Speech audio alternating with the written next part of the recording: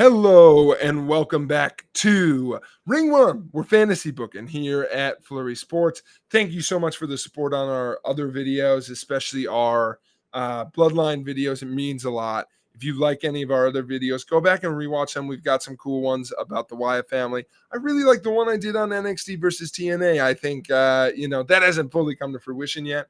But before it does, see what's going to happen. I've already told you. But for this video, I've got one thing to tell you, and it's here comes the money. Here it comes. We are getting crazy because for some reason, AEW is going to sign Shane McMahon. Listen, I'm doing this video because I go online. I see everyone talking about it. I see everyone going, you know what? I'm in. I'm down for crazy. Bring him in. Poison pill me. I don't know why AEW would go in 10 feet of Shane O'Mac. This is a guy, the last time we saw him, he booked himself to win the Royal Rumble. People don't talk about that enough. He got fired before his dad did. He put himself in, he overbooked himself. This never happens anymore. And now he's talking to a company that is called WWE The Devil. I think this is maybe the height of Tony Khan. I hate Triple H so much. I'm gonna bring in his brother-in-law. Is wild to me. And so we're gonna do it. I'm not gonna lie. I've really had to stretch for a storyline I enjoy beyond wouldn't it pop a rating to bring in Shane O'Mac. And I do think there's some cool stuff here. Here's some caveats. He's not freaking wrestling. He's not doing it. He's old. He's old, and I can't see him jump off too many things for a long time. I'm going to give you one match that he's in, and it's going to be at the very end of it. So if you want to see him jump off to something tall, boy, do I have a tall thing in mind. But we're going to build to it because I can't see too many fake punches. But I will preface this by saying I've said this in other spots, so I will say here. So hopefully I don't lose you. I think Shane McMahon at one point was my favorite wrestler who's ever existed. I don't know why his character is so compelling to me, but Daredevil billionaire son, awesome. He's got no reason to be as cool as he was. But some of his matches, including a very underrated AJ Styles WrestleMania match, are some of my favorite ones to go back and watch. I love the idea that he's proving something to literally no one in all of his matches. It's just an awesome storytelling technique that I don't think any other character could do. And so we bring him into AEW, though, as I think more of a general manager, behind the scenes character. And here's how I would book this. So to set the scene, we are going to lead in to London, old chap. Boy, that's bad. We're building the All In August 25th. We're going to Wembley. That's where we're starting. So this card is already set. Shane McMahon has been in recent talks with AEW. So this seems to be happening. They've got TV deals coming up. They've got a on-screen story going about a power struggle. There is an opening here, and here's where we come in. The main things to know based on the card that I'm going to focus on is we still haven't settled the full-on elite rift in power. I think when we get there, it's going to be the Young Bucks, everyone kind of doing their own thing. I don't think we're getting any real progression on the power struggle at All In. I think everyone's going to kind of just be defending their belts. In an interesting match I'm going to talk about here, some results that will matter. I think Swerve beats Danielson. He's done. I think he could come back later, some storylines, but one, that is just personally what I want to see. I think you get so much out of this kind of cruel story of Danielson. His work was always more about the wrestling, and so I like that a lot. It also keeps Swerve as our champ, which I'd like better for this story. We get probably the most pinnacle, and that's a pun, of this card is Will Ospreay.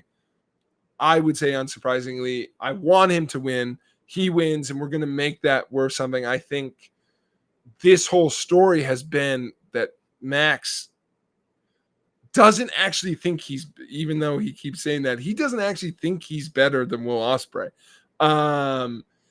And, he's almost switched his catchphrase to "You'll thank me later." I think setting up that he wants to be a good guy but doesn't think he's worth it, is resentful of everyone moving past. But that is the insecurity we're going to build on. So I think Will wins, impressive fashion, and we build now to a card I was shocked to find is only about 2 weeks later, All Out. And I know they're always close. Don't get on me. I understand. Why? You don't need to do that, AEW. I love you. I really, really think you're the best matches going in the biz. And I sometimes get upset when you fumble the little pieces, like having two of your biggest shows 2 weeks apart from each other. So how do we build to this incredibly near card? This is what I would do. I would recenter, because the Elite aren't the focus of Wembley. I think we come out of that. The Bucks stand tall. They're still tag champs. What do they do now? I think they come out of it and they go, you know what? We've had enough. They run a little ramshot with Okada and Perry. And I think, maybe it all in. They're all in matches. And so they're like, had enough. Like, we don't want to keep splitting control. So they go, you know what, Tony?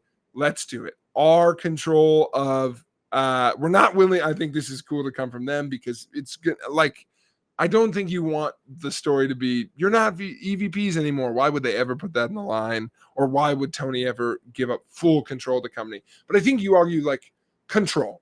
We're not putting our roles on the line. Let's not get crazy, but creative control of the brand on the line.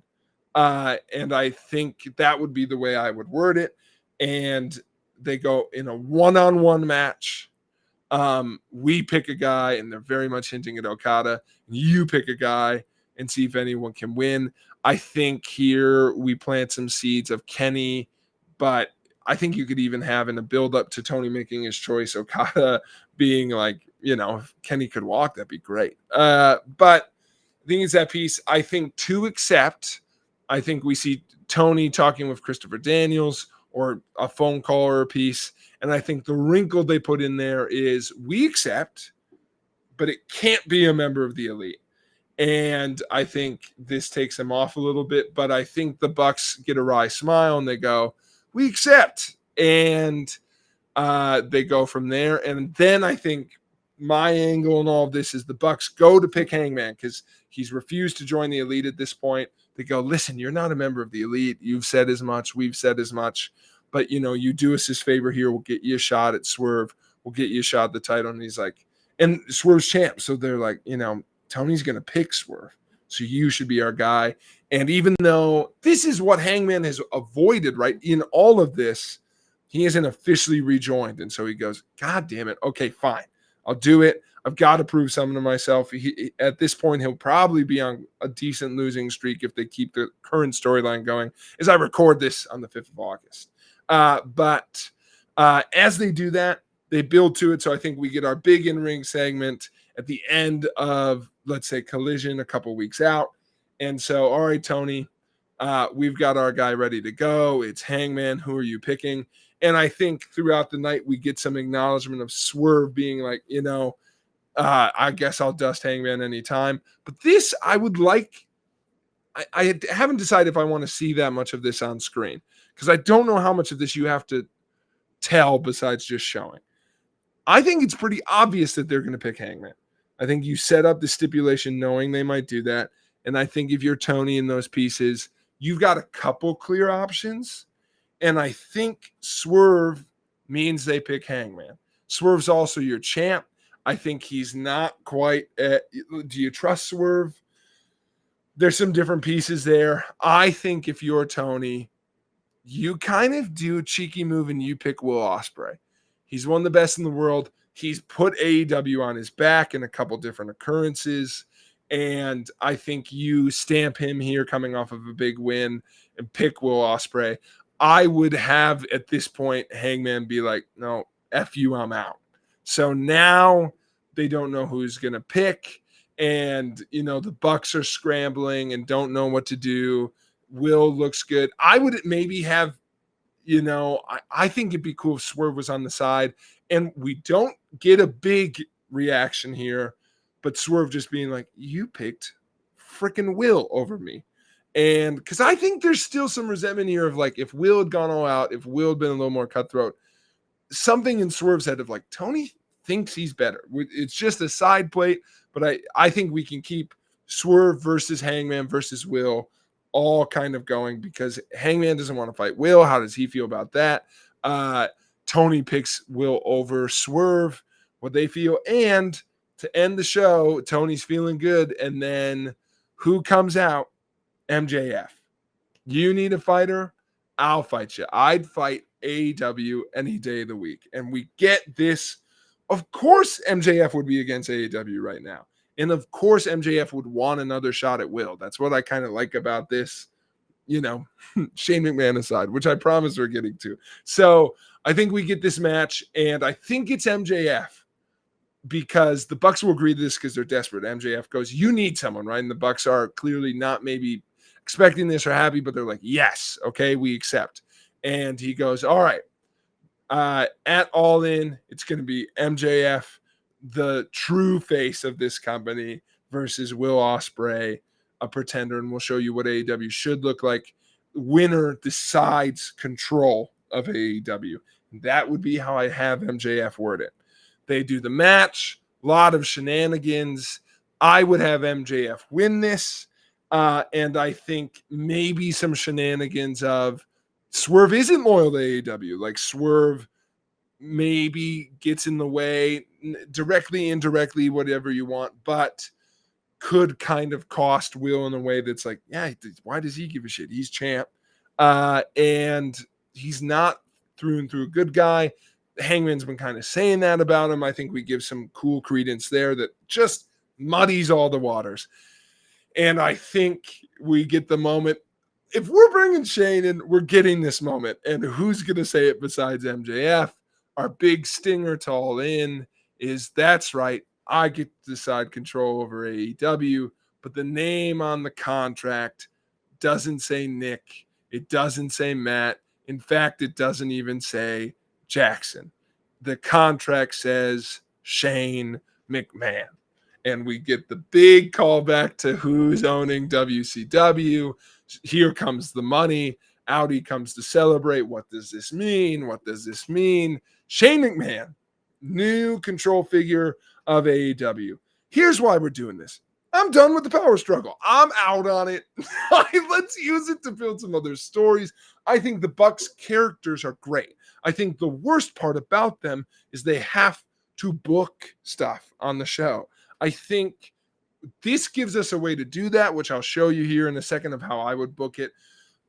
They're still dickheads. They're still in incredible positions of power. They're just not actually like tug of warring every episode of the show in a way that doesn't. Why wouldn't someone be fired at this point? What is Christopher Daniels' job? I just think this is a little clearer. I think we have a contract that says full creative control, Shane McMahon. I think now where it gets interesting is we basically have weeks of MJF. This is the coolest part to me. MJF being in cahoots with a McMahon. It's awesome. It's so awesome. And the pitch is this. MJF brought him in because I figured out that I liked being the face of AEW, but AEW didn't keep up with me. When I got out, did anyone pick up the ball? No. And I figured out this whole time, everyone told me I should have gone to WWE. Well, what if I bring WWE here? And I always knew the person who believed in me would be named McMahon. And that's, of course, MJF's whole play in this is this is always the spot he thought validation was going to come from. He's going to sell out. And so I think we get that piece. I want Shane to be a little more complex here. I think Shane is here to support Max. I think you can have him say, yeah, I believe in you. Does he believe it? Does he not? And I think you could say, I didn't want to be in charge, but, they needed someone to be in charge. And I guess I will accept this offer gracefully because like Max, no one wanted me around. I've given everything I've ever had to this business. And just because I see my own value, No one wanted to give me a shot. Well, now I'm in control and I'm not letting go. And I think you have the Shane McMahon character do what he was literally great at. He was a good general manager.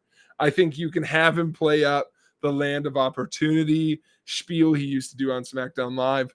I think I don't know if you want him to be too much of a heel. What I would like the dynamic to reveal itself to be is, of course, he's going to placate the Young Bucks right away. I would have him lay this out pretty early doors. I think Shane McMahon, rather than of all these backstage characters being like, how do we get him out? Dun, dun, dun. I think Shane McMahon calls a meeting right away. It's one of the first things we get with him. He's like, listen, guys, I can't work anywhere else. I don't know how you feel about that, Wrinkle. I like it. It's true. This is my way back in. And you all needed someone to take charge. MJF saw that person was me. Here's the truth of it. I'm in charge of creative control. You all could remove me from that position. After all, you are still the EVPs in charge of this company, but I am a creative director. Of course, to do so, you would have to get Tony Khan and all 3 EVPs on board, hinting at not only would Tony Khan and the Young Bucks have to agree, the Young Bucks would have to get Kenny Omega to agree to remove him. And so we get this, subtle, like, oh my God, how are we going to do that? And he goes, well, I'll make it up to you. And I think at first we have him kind of cozy with the Young Bucks while also keeping Tony Playgate. He's like, Tony, you've had enough of dealing with these guys. Maybe it's best you let me do it. And like Tony's been talking to him, and I think you could almost peel back that curtain a little bit and be like, you cut from under me. And again, like in real life, he's like, if I waited for the people in charge to hand me a position, they would just take it away again. The only way I've ever had real power is to sign my own name on a piece of paper meant for someone else. And that's true in the storyline of what we've had all of it. And by the way, when he was given a shot, it never lasts. So, of course, Shane McMahon would be just obsessed with hanging on to the control. And I think that's the storyline. I think his champion in all of this is Max. I think what I would really like, though, the one heel tendency, I think, which is going to be kind of nice, is I think his enforcers are the learning tree. I think that makes so much sense. I think him being in cahoots with Jericho. I don't want Jericho all over this because Jericho and Shane being on screen too much together is kind of like a laxative at this point in 2024, I feel like. But, let's have a little fun. And I think they make so much sense as enforcers. I think, Jericho gets it. That's Shane's pitch. And Jericho's like, well, Shane, he's been around. He's got a lot of things to show. No one really wants him there. But I think they kind of beat up folks, keep people a little distance away from Shane in terms of getting too close to the power struggle. Meanwhile, behind the scenes, we are building up to what are people going to do about this? I think the Bucks are placated at first. Shane makes them defend their titles. I would eventually have them lose. And so they're like, God, we've like really screwed up on this. I think you could have one more match with Will and MJF and maybe get, a final declarative victory at this point for MJF. I think revisiting a dog collar could be cool. But I think you could wait that off a little bit too. I also think MJF reunited with Jericho on the learning tree. MJF is sometimes better with a stable. So that's kind of fun there too. MJF's story in this is what I think is most crucial though. And MJF's story in this is he just wants someone to tell him how good he is. He just wanted the company to wait for him. And now the company is around him. But as McMahon's around longer and longer, it's not about MJF. It's about Shane. And he's got to make some calls that won't make Max happy. And I think Shane will say, well, if you're good enough, Max, you'll ride with the punches. That's how we do it in the bigs. And I think MJF thinking he's got to live up to Shane McMahon standards because, that's the big time is cool. I think we get all of this. I think I'll give you some highlights along the way, but we're building to maybe no surprises in Anarchy at the Arena match. Because what I want to see at some point is the Bucks go, listen, Tony, this has gone out of hand. I would have MJF reclaim the AEW title at World's End. I think that makes so much sense. He's called out Swerve in the past. No one wants to back Swerve, but then Swerve realizes that he's alienated freaking everybody. And like how, who is going to be by his side? Nobody. And so that's where MJF strikes. He reclaims the title. And then I think we build up a winter of MJF, and Shane is mostly a GM. I don't want this to be constant power struggles. I like the idea of him satisfying both sides, because for a while they're getting what they want. And then everybody realizes at some point, we let this happen. If we can just get our heads out of our butts, like Shane, I like Shane's story being at some point, he can't help himself. He starts, promoting himself. He's the reason AEW's flying on all cylinders. He's the real power behind the champion. I think everyone kind of starts to see it. And meanwhile, what we have happening is finally the Young Bucks and Tony Khan come to agreement. Kenny Omega comes back, and I would have Kenny Omega be like, nah, you can go F yourselves. Why? Why would I help you? I did everything for this company. You decide to tear it down. I think we get a little bit. The one I would have Kenny kind of persuaded by at some point is I want the Bucks to give Hangman some purpose. The Bucks empowering Hangman to be like, the only one Kenny will listen to is you, because no one is going to speak for this company like you do. And finally, that crisis of confidence being kind of mended, responded, and, getting wind of this, I think Shane realizes finally after a year of different power struggles of people coming for MJF, him pulling more and more strings to keep his guy up top. I think it'd be kind of funny at some point of maybe the Bucks lose the tag titles to Shane and Max. Shane never wrestles. You could have a lot of shenanigans there. I think that's a lot of fun. I think what I definitely want them to do is I want Shane to win the next Owen Hart. And I would have him like not really touch anybody. I want like Big Bill to just lay everybody out and Shane pins him. I think he did that in WWE. They made him best in the world. I think it's funny if he wins Owen. Here's what I'll say. I almost forgot to give this caveat. Real life, okay? Real life, Owen Hart died in the WWE. If that's not cool, don't do it. If the family's like, hey, we don't want Shane McMahon in that, please don't, okay? And I wanted to give that earlier because I don't want this to be a piece of like just pure insensitivity. I think if all parties involved find it a way to carry on Owen's memory in a storyline capacity, great. If that notion inherently makes you vomit, I get it. It's just you could do a different tournament. I just like the idea of him winning a tournament and what a scummy thing it would be for him to win the Owen. But it's scummy because it's probably actually scummy. So it's my little caveat there. But we get all that. We lead to Anarchy in Arena. I think at this point, Shane can, we get the moment where everyone's going to confront Shane and they go, hey, all the EVPs are together. You're out. You're fired. And Shane goes, well, not all the EVPs. And we discover Shane has made MJF his EVP. This is his final affirmation, but is he doing it because he believes in MJF or just because he needs him? And so then we get Anarchy in the Arena, 5v5. I want the original Elite. That's Kenny, Hangman, and the Bucks, and Okada. So this is our big, oh my God, Okada and Kenny are on the same page versus the Learning Tree. So I think at that point, if that thing is still going, which I think this could be a nice wrinkle to keep them. So you've got Chris Jericho, Brian Keith, and Big Bill, and MJF. And who's the fifth?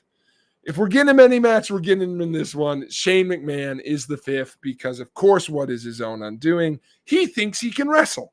he thinks he can actually do this, even though he's never actually proven anything in this run or in the later ones. So I love that idea that, oh, well, I'll just wrestle myself. So he's in there. And I think what you should do just for one more wrinkle is I would have Swerve volunteer. And I know this all gets weird a year out. Like, what stories have we told? I think now, a year out, Swerve is like, I need to like regain some momentum and some steam. I would have in this year kind of break beyond Swerve MJF, which I think is a big feud.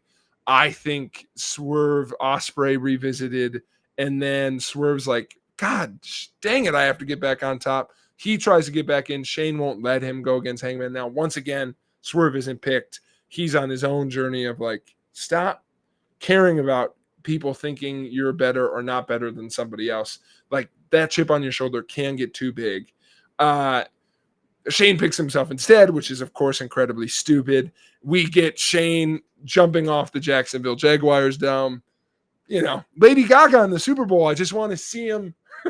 I hope that was as funny to you as it was to me. He's just with drones, and we just see him fall through the sky. If anyone can catch him, I think I would trust, honestly, I would trust Kenny Omega with my life. He'll break his back before you break yours.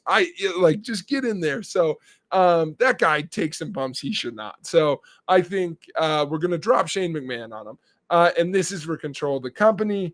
I think the nail in the coffin is that they didn't pick Swerve. I think Swerve helps the Elite win. I think that is the nail in the coffin of Shane O'Mac in charge of AEW. I think also, he helped that team win. That's great. Him and Hangman on the same side. Hangman goes, why did you think I needed your help? We finally bury that. And I'm not revisiting that for another year. I think we tease it this whole time because they're both secretly like, I don't think Swerve wants to go there. And I think, and you can maybe do that in the build up to this. Maybe they realize destroying each other is foolhardy, and that's part of Hangman's growth. Maybe you go that route. I could also just see here being like, we're never going to get past this until we do this again. So, and maybe we're meant to always do this, but I like that little bit of positive character regression. But I like the idea of Swerve helping them win when he ends up costing AEW initially. And then at that point, I think we have, MJF sign off on it, but he keeps Shane as his manager for a bit. And then eventually, of course, I would have MJF turn on Shane because I think at some point what I want to happen, I thought a lot about this because I'm like, if Shane McMahon is involved, he will try and book himself as like the hero of the story. So maybe this is me caving into what I think Shane would actually do. But I do think it's cool. MJF tries to keep Shane around. He maybe wrinkles that into a contract. And, MJF comes up with a plan of let's just destroy AEW. I think we attack Tony Khan, lay him out. And I think we have a moment where MJF has just gone too far. He's going to destroy one of these folks, and maybe, some weird way in the contract. Well, if Tony Khan's gone, they'll have to bring Shane back. And maybe it doesn't even have to make sense. I would have Shane stop him because, of course, Shane doesn't like MJF was his ticket in. And yes, he thinks MJF is good, but because he thought Shane was great. Shane likes people who like Shane. But I think at this point, Shane goes, this only works if this company keeps going. I think we have a small glimmer of babyface light from Shane McMahon of like, I wanted to run this company. I don't want to burn up my last. Maybe almost like if you could tell this story in wrestling, like almost a, oh my God, what was I about to do moment of you can't destroy. This is not good to destroy AEW. Like Shane too late on the train being like, I need to get off. And MJF lays him out instead. And then I think where we've all come around, I would say that MJF is beside himself, wants AEW to acknowledge him. He couldn't go to WWE. He tried to bring WWE in. And after all of that, where does it leave him? I think in a more deranged, psychotic place. And that would be, to kind of cap it off, I think you have Shane sunset. I think you could have him general manage Collision. Maybe Tony brings him in to assist. Maybe they find a way to keep him around as an on-screen booker. By the way, I haven't been talking about that this whole time, but that's an obvious Bennett. But Shane just on screen making matches. He's just understood as the one in charge. It's good. So if you want to keep doing that in a way, you could eventually bring Shane back. Where I have MJF in all of this is, again, one mad power play. But again, not understanding that all he was putting up was himself.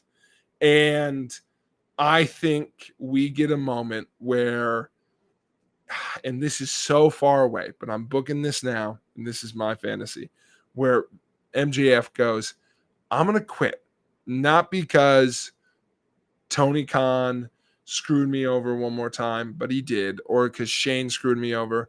I'm quitting because nobody cares that I'm here. Nobody believes in me. Like, why won't you let me be the face of this company? And of course, I would bring out someone who does believe in him. I hope by then he's good. Can we have him? Can we do Adam Cole or MJF right?